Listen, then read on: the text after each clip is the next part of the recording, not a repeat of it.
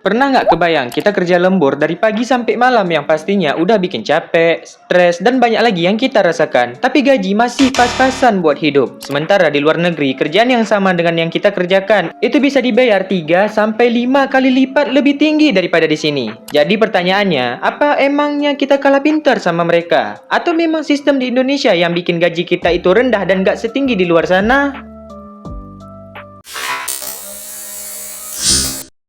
Gaji rendah sebenarnya bukan hal baru di Indonesia. Bahkan data dari ini dan BPS nunjukin kalau rata-rata upah pekerja di Indonesia masih di bawah negara Asia Tenggara lain kayak Malaysia dan Thailand. Padahal biaya hidup terus naik, tapi gaji bagaikan jalan di tempat. Jadi kalau kita pikirin lagi, apa yang buat semua ini terjadi?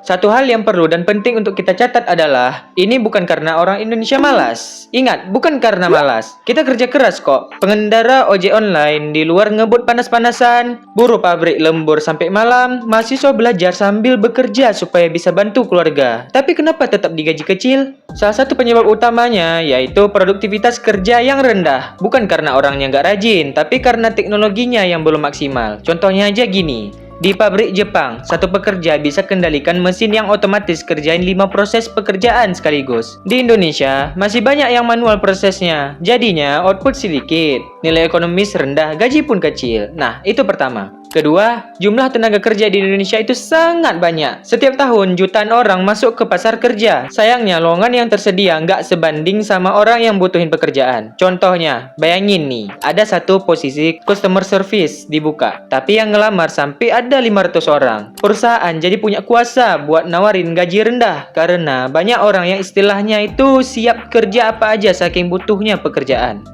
UMR sering dijadiin acuan utama, padahal seharusnya itu jadi batas minimum. Masalahnya banyak pengusaha yang nggak mau naikin gaji karena UMR dianggap cukup. Kita ambil misalnya UMR Jakarta 2024 sekitar 5 juta. Tapi biaya hidup di Jakarta bisa 7 sampai 8 juta per bulan. Malah bisa lebih dari itu. Artinya apa? Gaji minimum bahkan belum bisa nutupin kebutuhan minimum. Habis itu, mayoritas tenaga kerja di Indonesia ada di sektor informal kayak petani, pedagang kecil, ojek, UMKM, dan banyak lagi. Jadi, sektor ini nyerap banyak orang, tapi keuntungan per orang ini kecil. Beda sama negara maju yang banyak di industri teknologi, finansial, atau manufaktur besar. Contohnya, kerja di startup teknologi Singapura bisa digaji 50 juta, tapi kerja di warung kopi di Indonesia ya digaji harian 50 ribu. Tentunya perbandingan ini jauh kali antara langit dan bumi. Nah, supaya investor asing masuk, seringkali aturan dibuat supaya buruh fleksibel, efisien, dan terjangkau. Tapi itu juga yang bikin posisi pekerja jadi makin melemah. Contoh nyata lagi, Omnibus Law yang sempat diprotes besar-besaran waktu itu. Karena dianggap mengurangi hak pekerja, sebab fokusnya itu bikin bisnis makin mudah, bukan bikin buruh jadi makin sejahtera.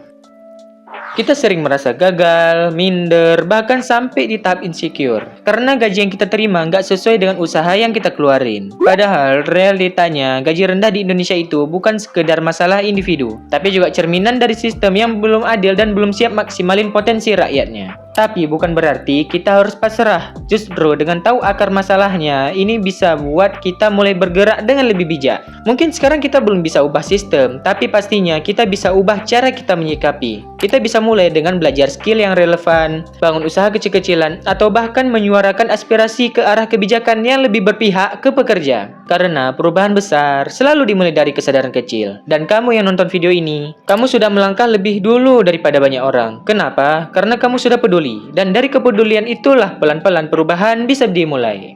Gaji boleh kecil, tapi nilai dirimu tentunya nggak akan sekecil itu. Tetap semangat, tetap peduli, dan tetap berpikir kritis. Jangan lupa like, share, dan subscribe supaya terus mengikuti perkembangan channel ini. Terima kasih telah menonton. See you next time. Bye.